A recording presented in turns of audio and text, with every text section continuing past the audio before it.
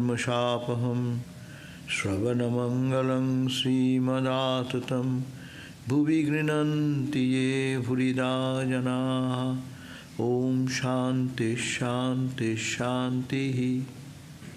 O Lord, your gospel is like nectar and bliss showered upon the pain-stricken lives of suffering humanity. It dispels all the sins and misdeeds of life. It brings spiritual welfare in life. The spiritual beauty, prosperity and grace spreads through and through one who listens to your holy message. They are the real givers in the world who preach and pronounce the nectar of your message to the suffering humanity. Om peace, peace, peace be unto us all. So we are reading the Gospel of Sri Ramakrishna. Today we are on the entry of September 1, Tuesday. It is 1885. So it says Sri Ramakrishna was resting in his room. It was about 8 o'clock in the evening. Though ill and suffering, he constantly devoted himself to the welfare of the devotees.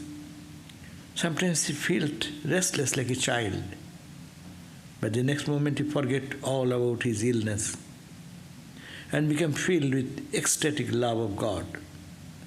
His love for the devotees was like that of a mother for her children. 2 days earlier, on Saturday night, he had received a letter from Purna. Purna has written, "I am feeling extremely happy. Now and then I cannot sleep at night for joy."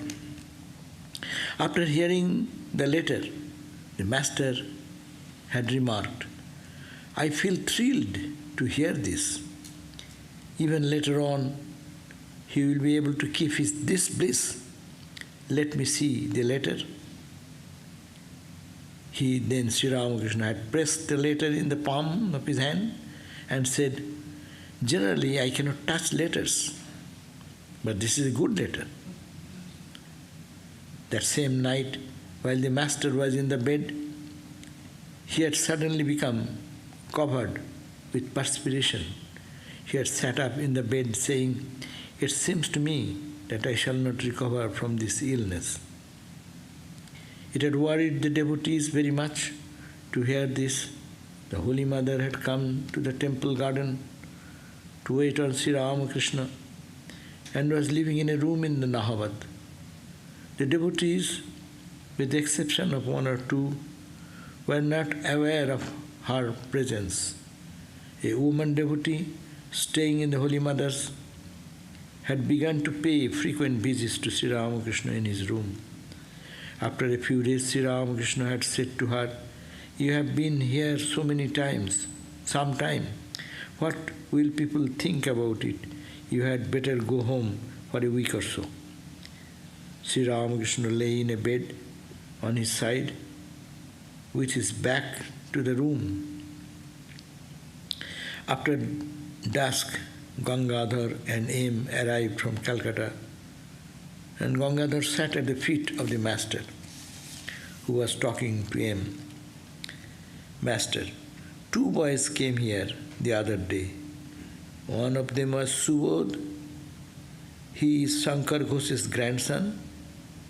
The other is Kshirodh. He is his neighbor. They were nice boys.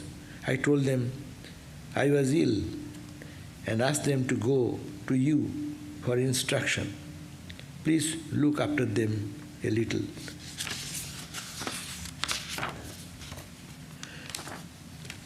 M. "Yes, sir, they are our neighbors." "Master, the other day again I woke up covered with perspiration. I don't understand this illness." M. "We have decided to ask Bhagavan Rudra to see you once. He is an MD and an expert physician." Then Master asked, "How much will he charge?" M. "His regular fee is 20 or 25 rupees, Master, then don't bother about him. But we shall pay him 4 or 5 rupees at the most. The Master, listen, Master, listen, suppose you say this to him, Sir, please be kind enough to come and see him. Has not he heard anything about this place, meaning Ramakrishna? Perhaps he has. He has almost agreed not to charge any fee, but we shall pay him a little.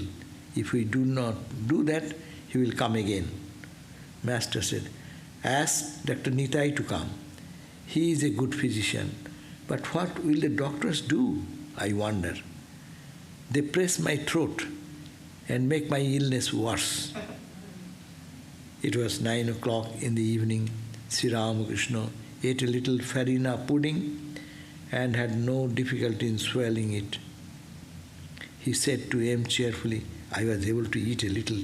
I feel very happy. So we find that is a reading. Probably there is no spiritual material in it, but it is to be understood that this Sri Ramakrishna's every movement, every word can be an object of meditation. As we do meditation, normally we meditate on the form of the holy. But this few of us can do that. Most of us fail to do. So for them it is very good sadhana to do this lila, thinking of the divine play. This every step Ramakrishna was resting in a room. Just if we can go to Dakshineshwar, just imagine that room and Sri Ramakrishna is resting there. What a beautiful association, mental association with Sri Ramakrishna. It was about 8 o'clock in the evening, around this time, around half an hour afterwards. So just think the time, the space, the activities, the movements. If we think that way, then that is, you are thinking of God more intimately, and mind does not go away. In normal meditation, our mind is restless. We try to focus one point and mind goes into the other direction. But when this type of engagement is given to the mind, so the mind does not go anywhere else, so he has got some food and he is happy. So if we can make the mind move in that way, then it is a great spiritual. That's why Rupadhyan, Liladhyan and Tattvadhyan. The 3 types of meditation. Rupadhyan, what Guru gives us, to focus on that point with the mantra and other things. Rupadhyan. Liladhyan, this is the Liladhyan. To think about God and its every movement, every words, every look, every expression. So that can be meditated upon. So this is the Liladhyan.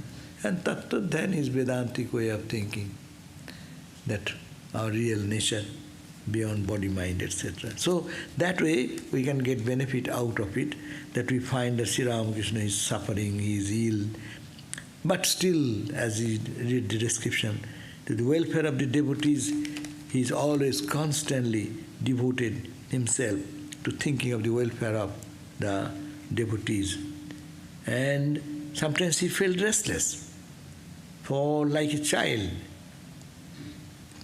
And next moment he may forget all about his illness. Because of the pain, he feels sometimes. But when the body, mind goes into the realm of samadhi or higher plane, then he totally forgets about, like a child sometimes do. So his love for the devotees, actually that's why it is called the unconditional love. It is we know of our love from our own friends, mom, dad, but the spiritual love, that is really something to be observed. We also fail in our life, no? We are in India when we are born, like, so much love from all corners come. Like mom's love, of course, is there, brother, sister, cousin, this, that, and then all are flooded with love, no? But when you see a holy man, we have in our life, as we have seen, their love, they don't give, they have nothing to give much. But what they give unconsciously, that becomes a source of so much joy inside, and we feel that no one loves me before like that of these Swamis. I still remember in our young age to some of the Swamis, such a sweet, such a loving, not that anything very glamorous something is happening, but they're waiting. I didn't go one day to Belur Math. They say, hey, I was waiting for you. You didn't come. What is that going on? As if he is restless for me. What is the meaning? What he will get out of me? But they love that the young boys should come and he will say something, what is he understood about spirituality. And their presence, their what is unconditional giving is a source. And what about Ramakrishna? And Ramakrishna has come, avataran. He has descended for a purpose, to show that unconditional, unearthly love. People are all running for love in the world. It is all little drops of love. But it is the ocean of love, where is Sri Ramakrishna is the ocean. Because there is no other need, there is no other demand from, give and take is not there. It is only giving. And what giving? Giving the essence of spiritual life, the divine knowledge and bliss. And where there is a pure heart like is a Purna. 2 days earlier, Saturday night, he had received a letter from Purna. And Purna had written that I am feeling extremely happy. Now and then I cannot sleep at night for joy.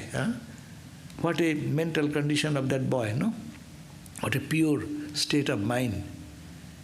And Sri Ramakrishna was listening this statement. After hearing that letter, Master remembered, I feel thrilled to hear this. Even later on, he will be able to keep this bliss. Let me see the letter. And he touched the letter. See how sensitive was his mind and his perception. Touching the letter, he is appreciating that purity of the person who has written the letter. So this is the unprecedented type of sensibility, where, and that's why Sri Ramakrishna used to love these pure boys. Why? Not for anything, but for their purity. They are like not other boys, but they are so pure in their heart that which touched the heart of Sri Ramakrishna himself. That's why he is feeling thrill. And then listen, that who is this guy also? This Purna, such a pure mind, he could not sleep whole night out of joy. We go to bed and we get so much good sleep. I cannot wake up anymore. And here he cannot sleep whole night because he is thrilled with joy, some spiritual joy. And Sri Ramakrishna is appreciative of that, and that's it. This joy he will be able to retain. Purna is one of the Ishwar Koti, no? He is one of the Ishwar Koti. So they come with God every time. Ishwar Kotis they are already perfected. They come only to fulfill the mission of the Lord when he comes with them. He has his band of... But I heard Maharaj, later he went into samsara or... That we are thinking from outside, but inner light never goes away. That is our scripture suggests. Once you have that experience, superficially it goes because of the... His parents forced him. He had no desire to marry. His parents forced him. And that faded what we see, that is also superficial. Knowledge never goes. Once you touch the philosopher's stone, then it is done. But intensity of that, in the surface, life may be one, but the undercurrent remains the same spiritual current. And Ishwar, that's true. Many people put that question. Purna, Ramakrishna appreciated so much of Purna, but what happened to Purna? But that is for the divine play, is a part of the play. We do not understand exactly why and what. But look at the purity of Purna and Sri Ramakrishna's expression about that. We can, this truth is eternal. That's why if one is pure in heart, Sri Ramakrishna is thrilled with that. No, he says, I am thrilled with joy. Even all of us here, if anyone is a pure soul, Sri Ramakrishna is thrilled to even talk about him. And so the purity, Ramakrishna's speciality is the purity of the heart, nothing else. Blessed are the pure in heart, for they shall see God. It is Ramakrishna is the purity incarnate. And Ramakrishna loved those people, pure people. That's why they used to say, hey, you come on weekend, not weekend, weekdays. Weekend home, so many people will come from Calcutta. So they are one type of devotees. But this inner circle devotees who are pure souls, he will have to talk about higher level of renunciation, detachment. It's such a level, so others will get confused. Ordinary teachers give the same advice to everyone, no? But special teacher, he teaches everyone according to the need. See, what he taught Noren, exactly he didn't teach Rakhal. But both are Brahmagyanis par excellence. But it is the teacher, special teacher. And that's why not only that, he is a teacher to anyone coming from any tradition, any spiritual tradition. He is just giving what he needs from, and where this person is there, from there to lift them from that level. So that is the uniqueness of Sri Ramakrishna.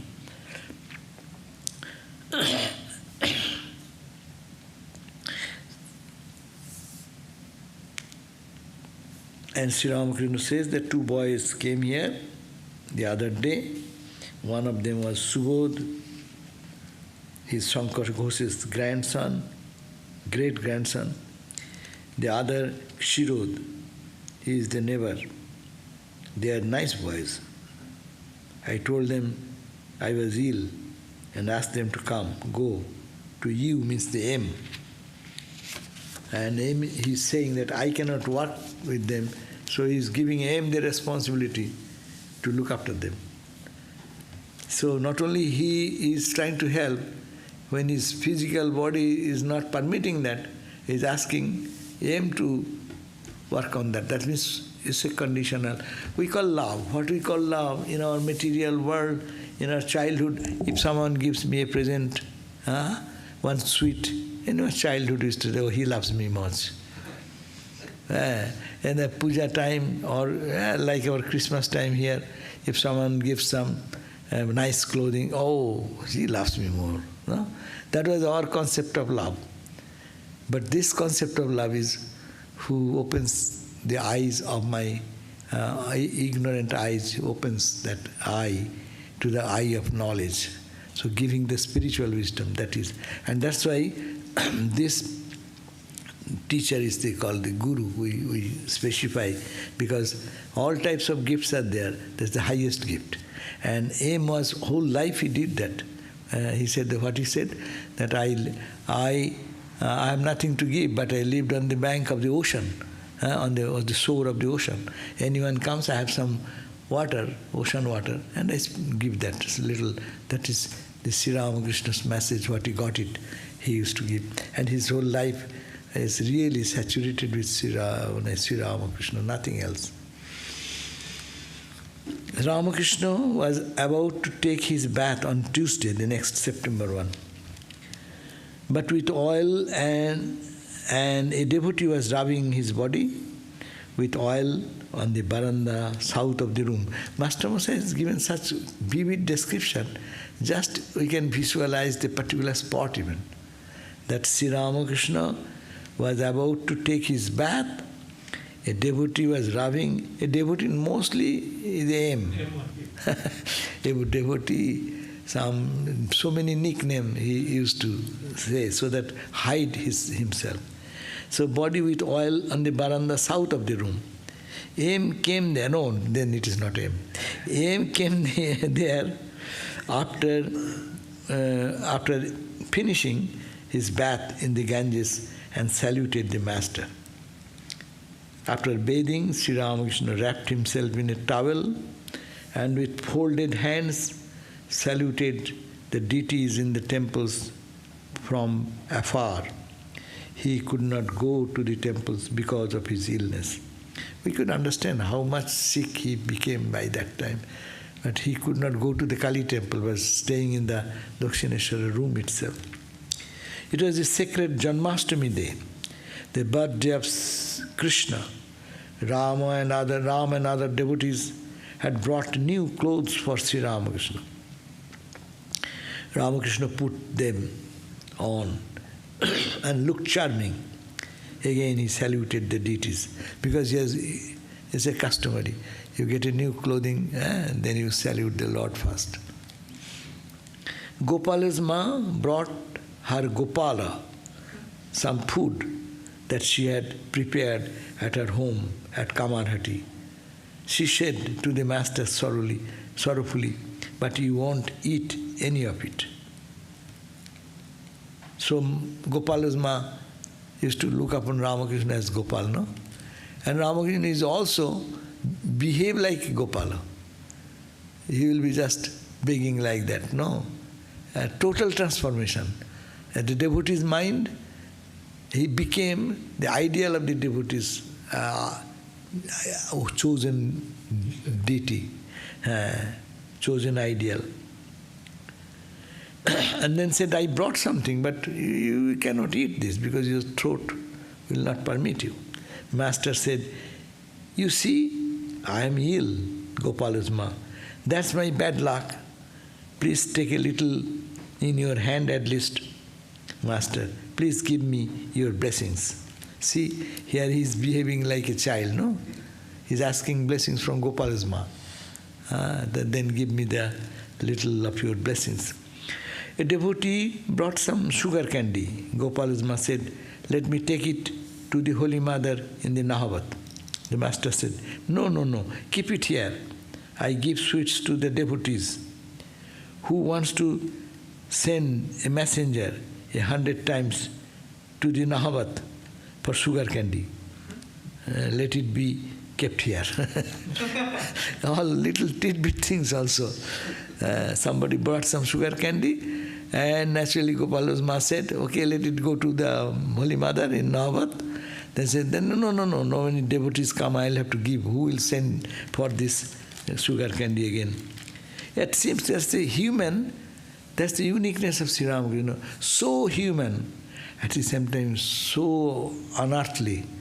It's beyond our conception. A person live like that, who is deeply ecstatic in that realm of divine ecstasies, and at the same time grounded at the very level of our human level. It was 11 o'clock in the morning. The devotees were gradually arriving from Calcutta. Then Balaram, Naren, the younger Naren, Navagopal, a Vaishnava from Katwa, all arrived. Rakhal and Latu were staying with Sri Ramakrishna. A Punjabi sadhu had been staying in the Panchavati for some days. The younger Naren had a tumor on his forehead. Sri Ramakrishna was strolling in the Panchavati with the devotees. He said to the younger Naren, "Why don't you have your tumor operated on? It is not in the throat, but only on the forehead. That is simple thing. People have their arthritis operated on." The Punjabi sadhu was going along the footpath in the garden. The master said, I don't attract him. He has the attitude of a Gyani. I find him to be dry as wood. See, there is a Punjabi Swami who has come and staying in the garden house, but he saw him, but Sri Ramakrishna says, I don't attract him. He has the attitude of a Gyani, so I find him to be dry as wood. That is also the idea of Gyani, what Gyani means. Normally Gyani means they are dry, no? Because not this, whatever you bring, it's not this, give up. So it becomes little negative, as it were. This is the pessimistic, you can say. And they apparently appear to be dry. And some, of course, at the beginning they are dry. A mature state, as Swami Vivekananda said, Vedanta is very extremely pessimistic at the beginning, but it ends in total optimism. It is all divine. But at the beginning, no trace of anything to be kept. So naturally, these followers of real Vedantic principles, they reject everything. That's why their face looks, and also they don't give any value to devotion. They think that is emotionalism. So they are one extreme. And also bhaktas also think that Gyanis are dry. And bhaktas think Gyanis are dry, and Gyanis think bhaktas are emotional. But Ramakrishna blended all this together. It is devotion, emotion, knowledge to punch into one.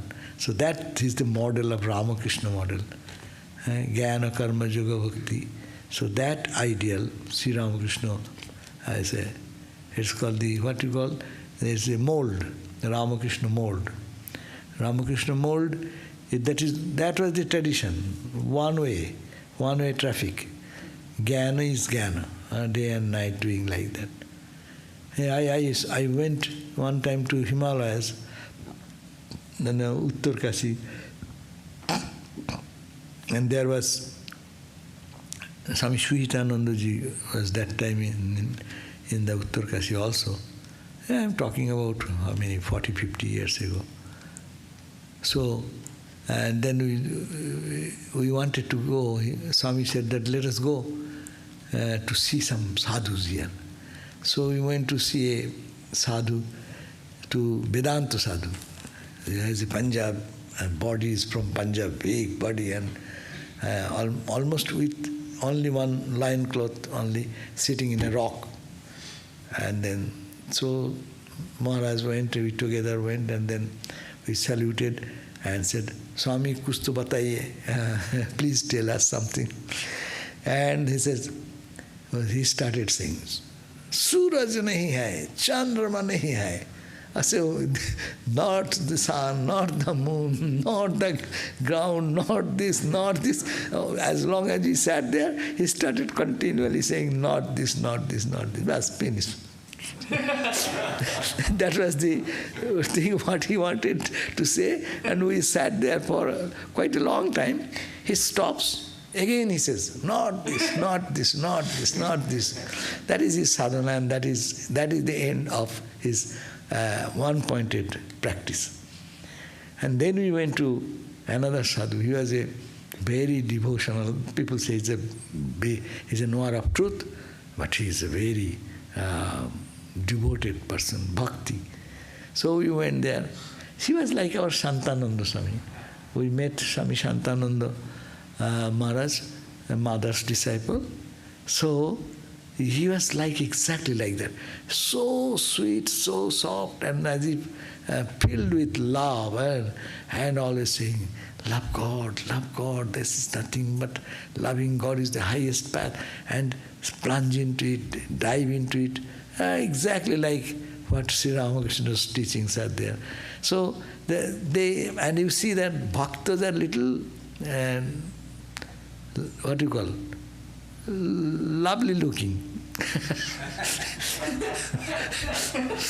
If we go to Hare Krishna sadhus, see, they're always Krishna Nam and Kirtan and also good food. Say, all made of butter and ghee and this, and many people now have become vegetarian because of that.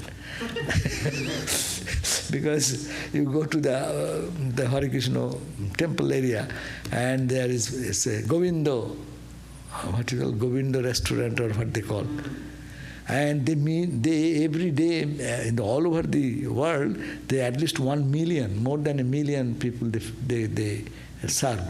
That is their one major activity, to serve them. So they may not be bhaktas, but they come because this is good food. But what I am saying, that they cannot look at the Vedantis. Vedantis are all dry and Mayavadi. They are all followers of Maya philosophy, Mayavadi. And so they will not attain any bhakti or anything, so their life is gone. So they criticize the sannyasins like that. And sannyasins also say, they add too much emotion, singing and dancing and going up and down like that. They are also too much emotion.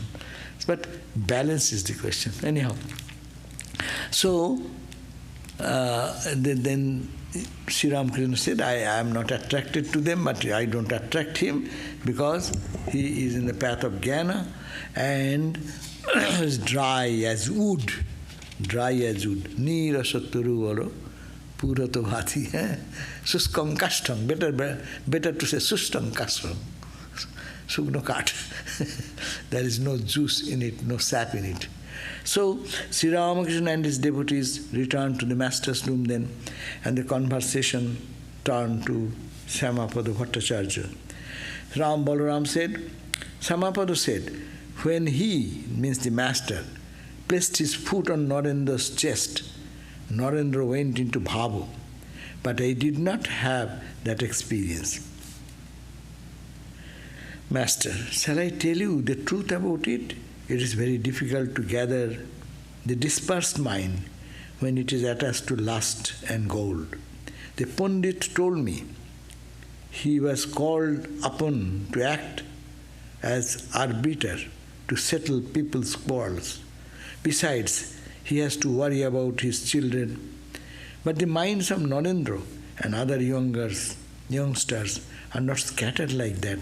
They are not yet touched by lust and gold.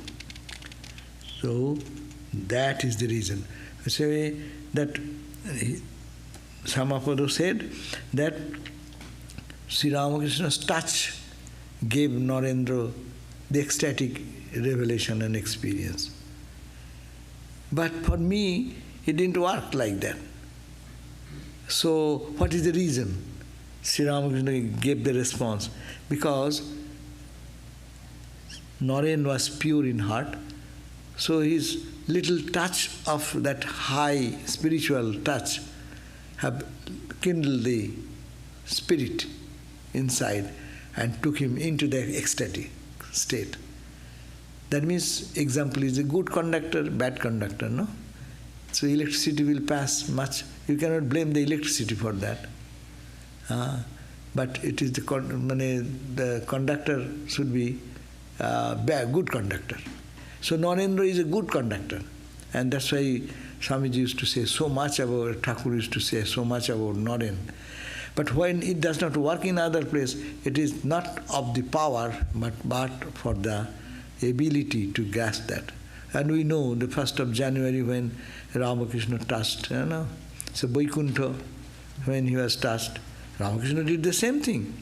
And what a powerful transformation. He instantly started seeing God everywhere, no? And with eyes open, with eyes closed, what is this going on?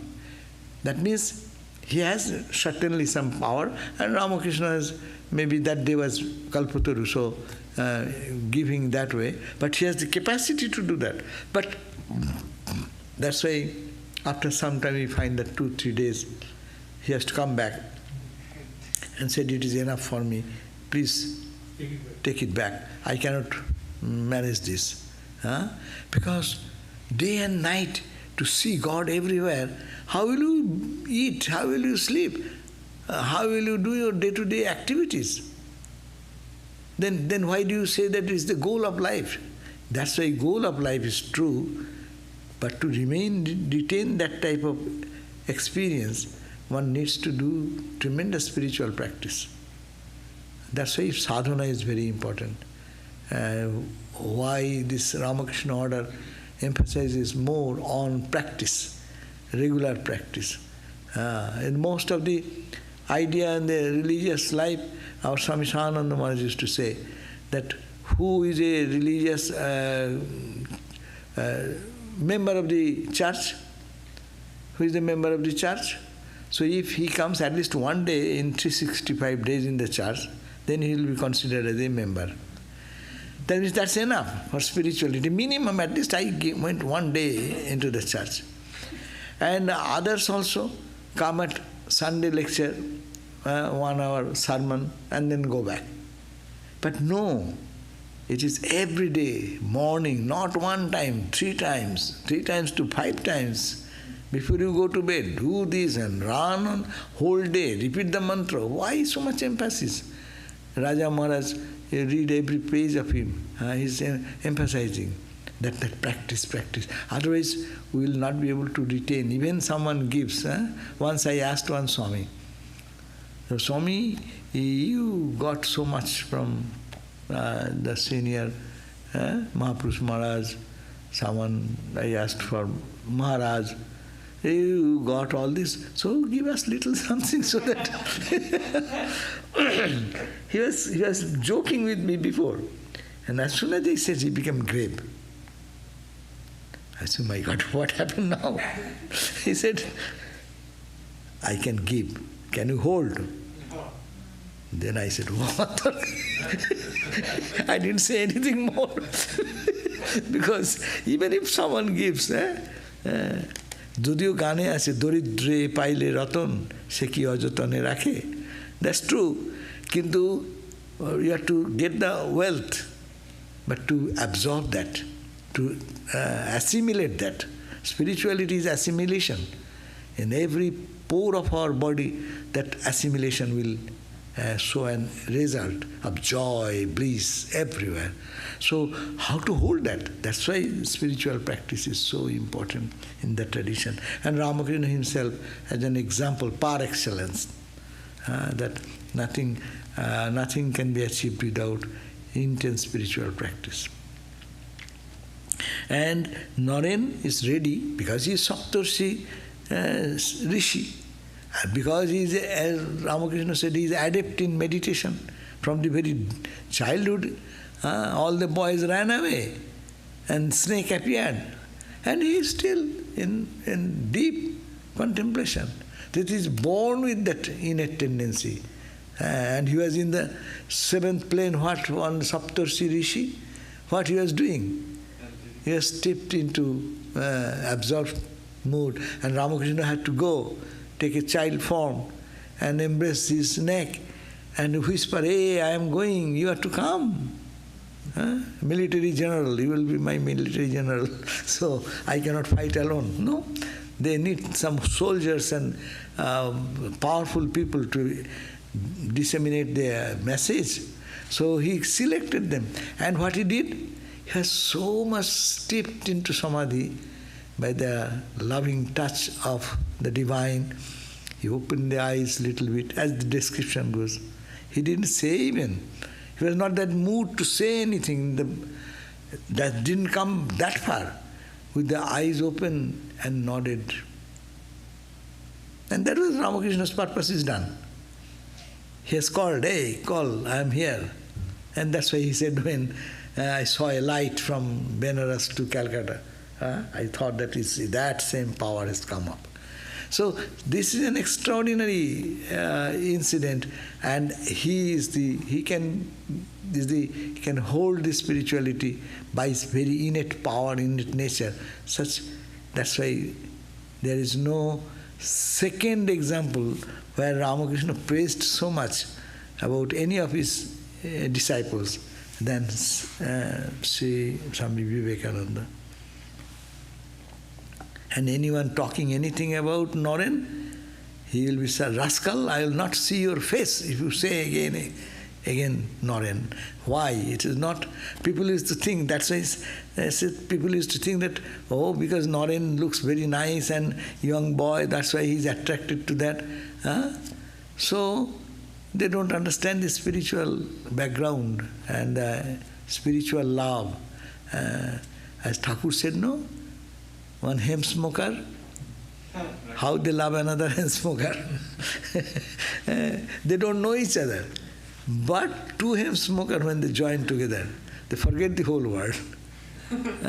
So, bhakti, in this level of love, when they go into that, what this whole world is forgotten, and that's a different world.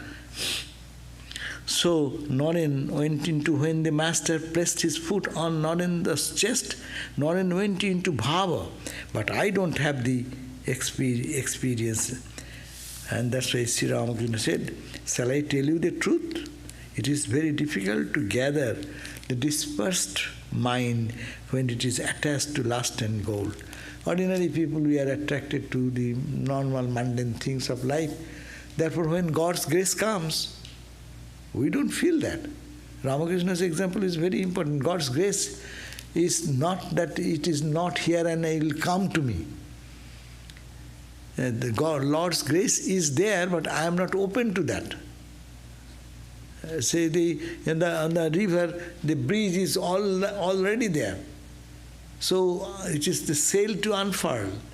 Because the sail is unfurled for someone, that's why you on the bank of the Ganga Belur Math, we used to see all the time, one boat is moving fast with little some strokes of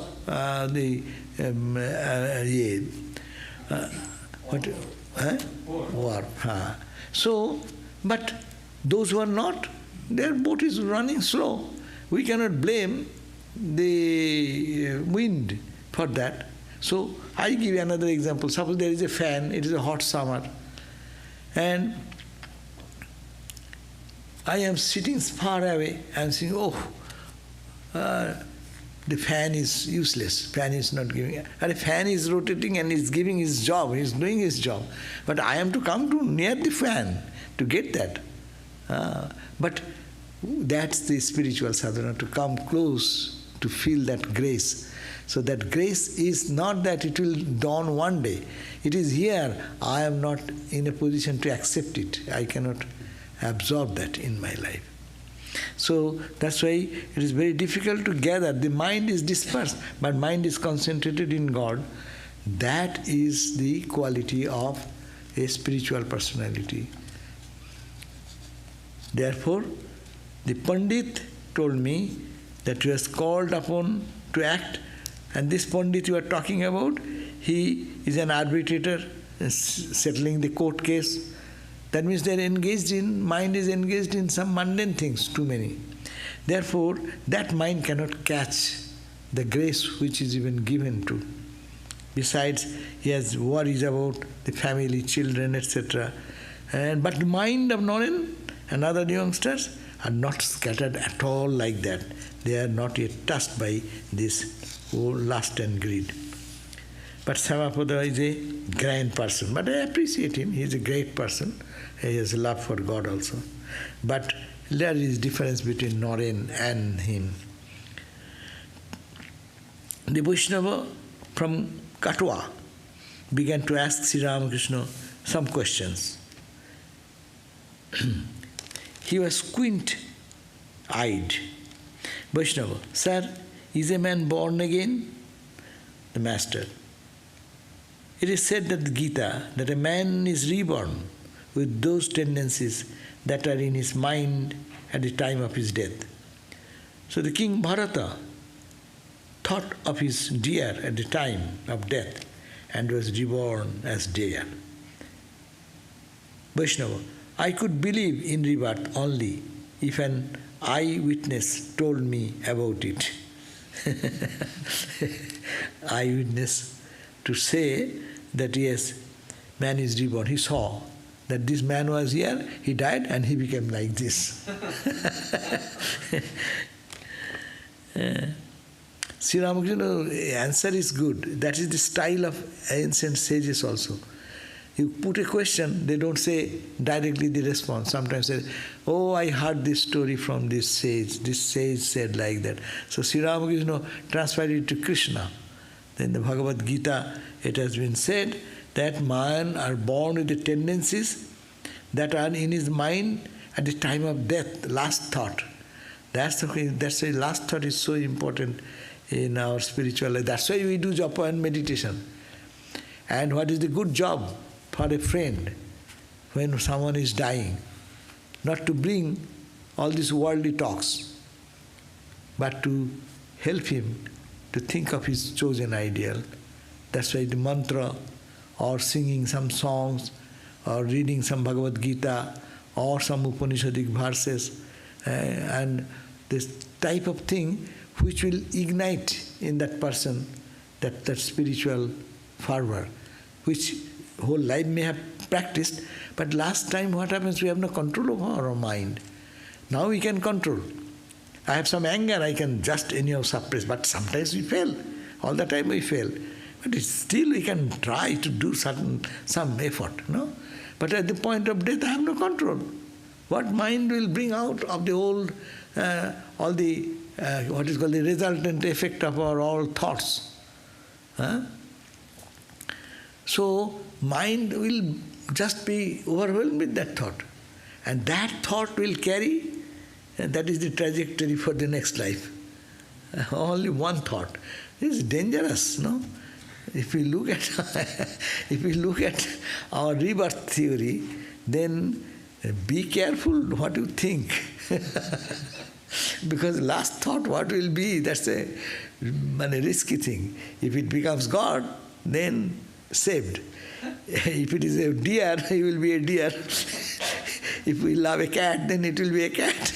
If we whatever we love, whatever we think, mind will take that thought to fulfill, as is the rebirth theory says.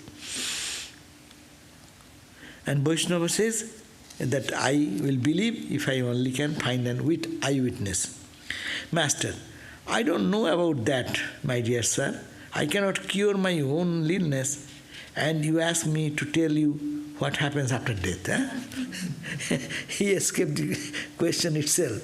Huh? You are asking me what happens after death.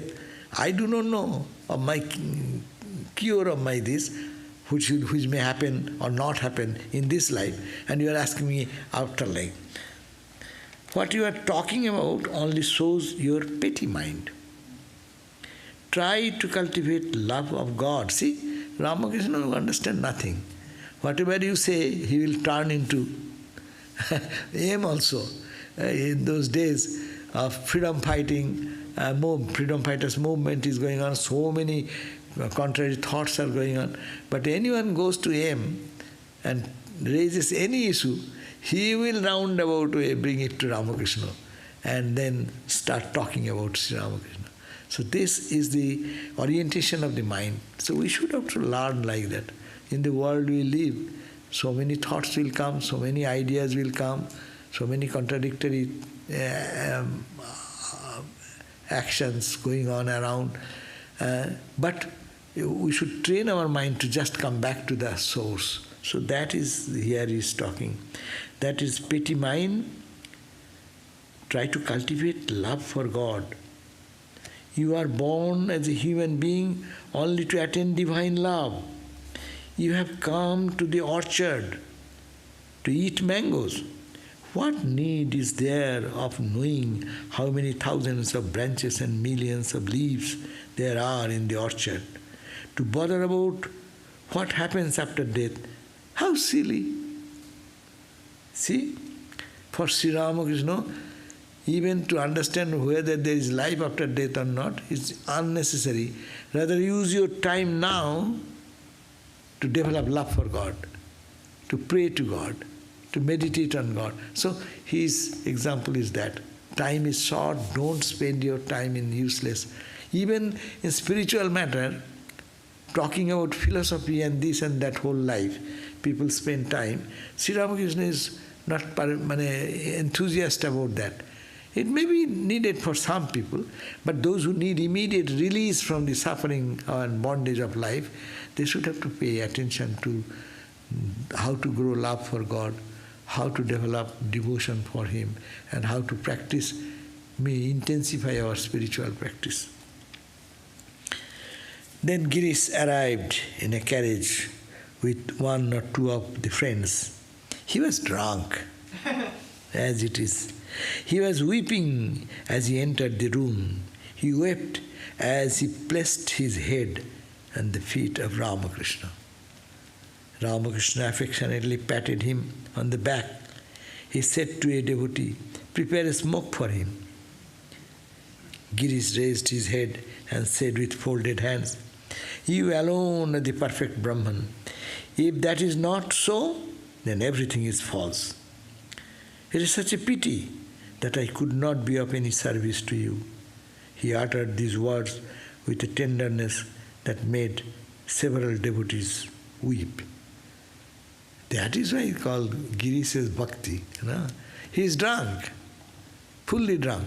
But as he entered into Ramakrishna, his all drunkenness go, and he is falling at the feet of Ramakrishna and weeping and saying, "You are Purna Brahma, no? You are all, you are Brahman, absolute, no? You are." So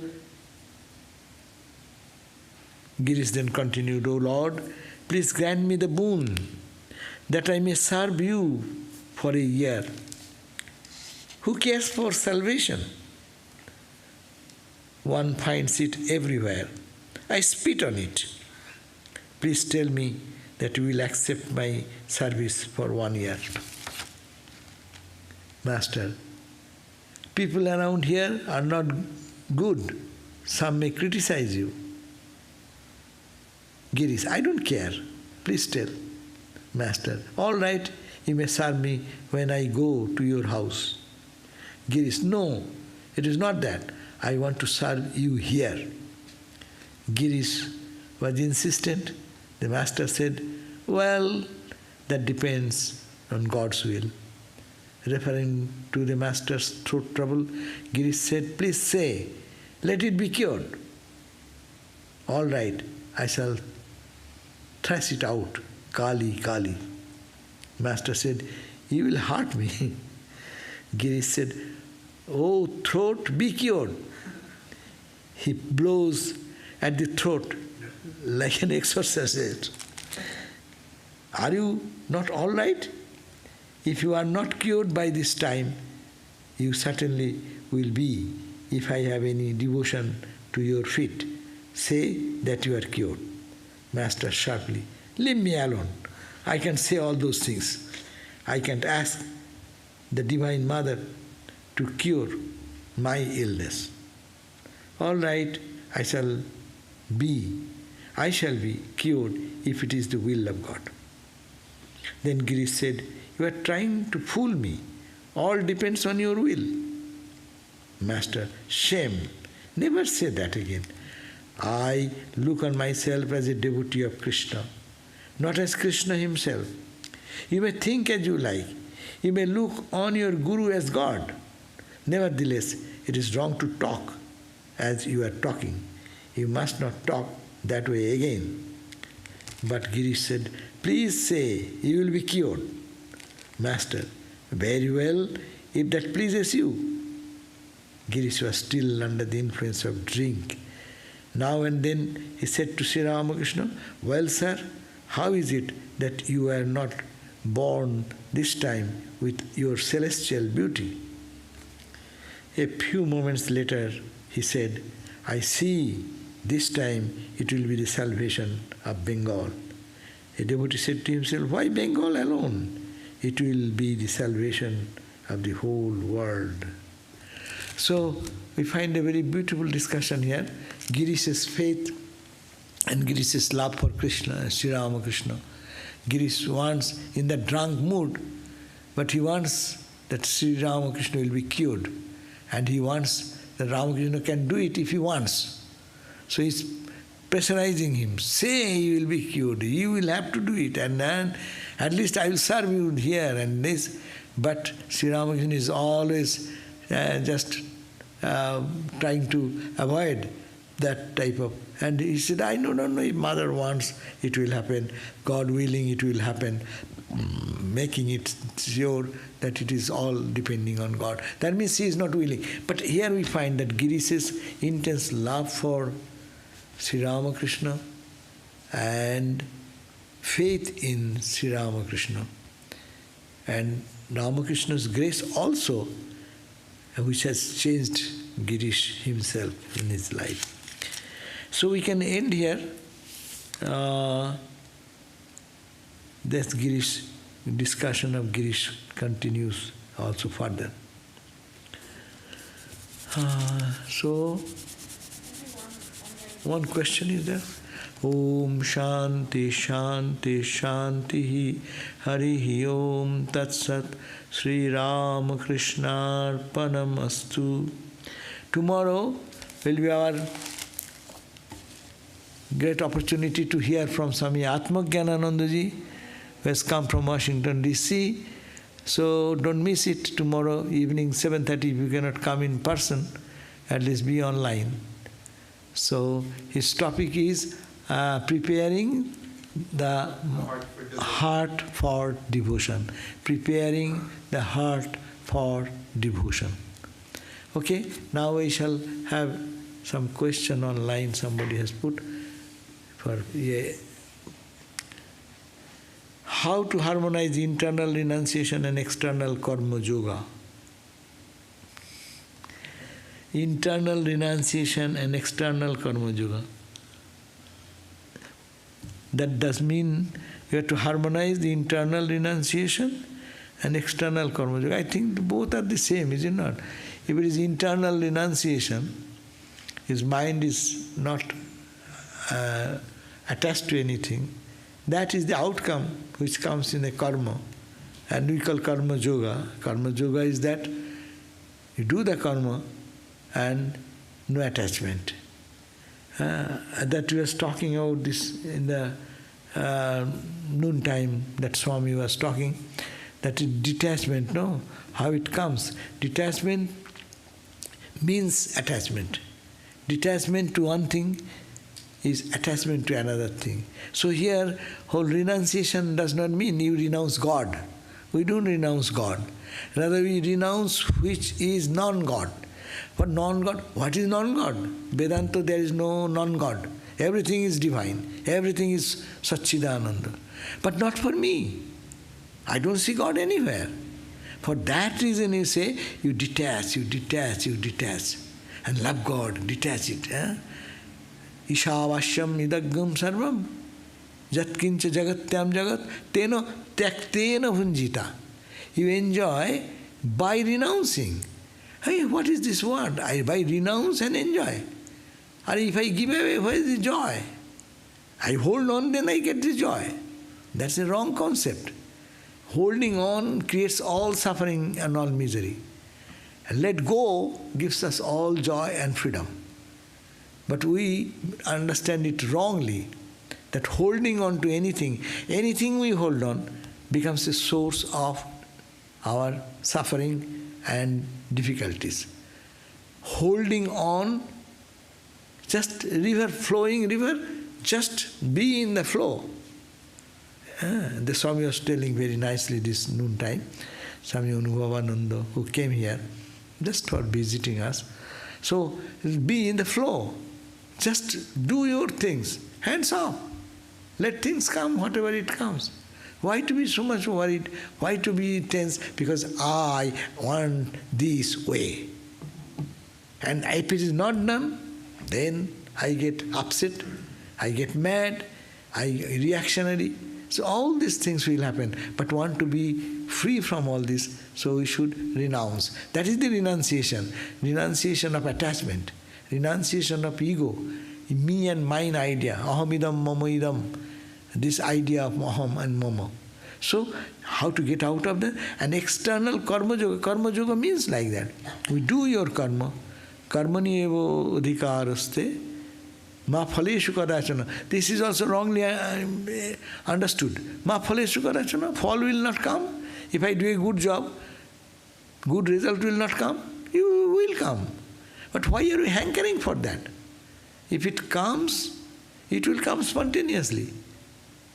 But when we are craving for something, we become slave. And a slave cannot enjoy anything. Or dependent on something. No dependence. Anything that comes out of dependence, that is not the source of joy. That's why you call independence is the freedom, that is the joy. So we have to understand that renunciation means mental renunciation. It can be easily reconciled. If we do the one, the other will come automatic. Another question, following Shastra's injunction is tough. Because you always come across people who are accomplished in the world without really abiding by any such rules or regulations. How to stick to one's ideals and morals when the exact opposite is so prevalent in the society?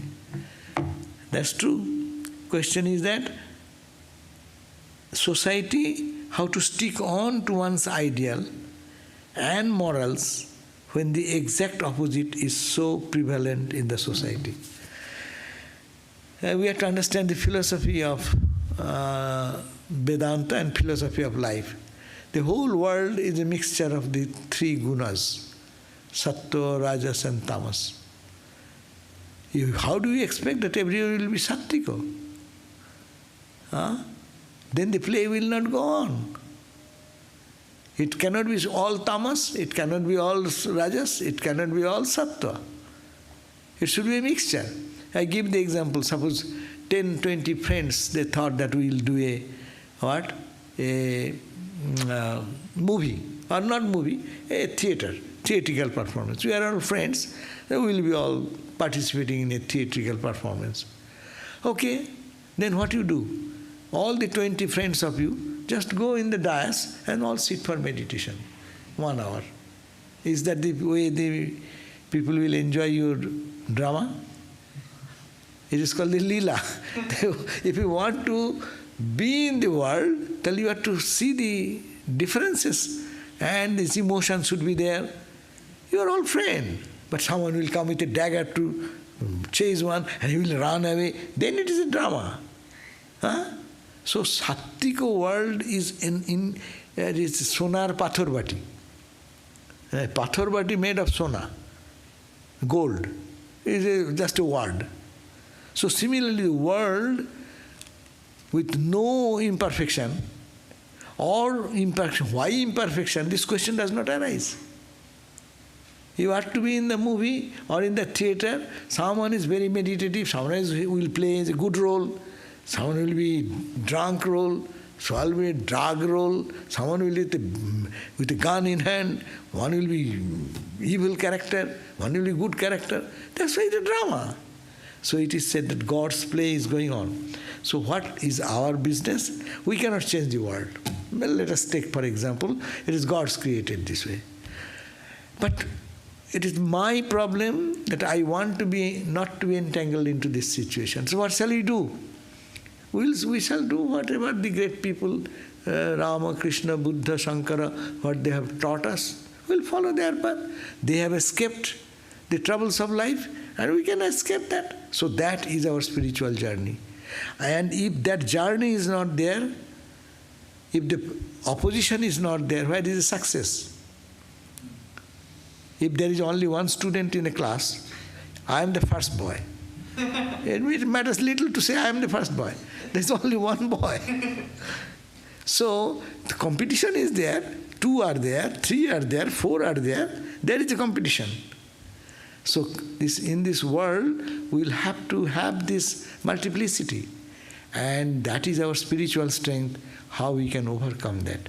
That by God's grace, as we say just now, by the 4 yogas, help of the 4 yogas, Vedanta teaches us, Jnana, Karma, Yoga, Bhakti, or whatever your own intention, we have to take that sadhana and to understand These are realities. This will be there.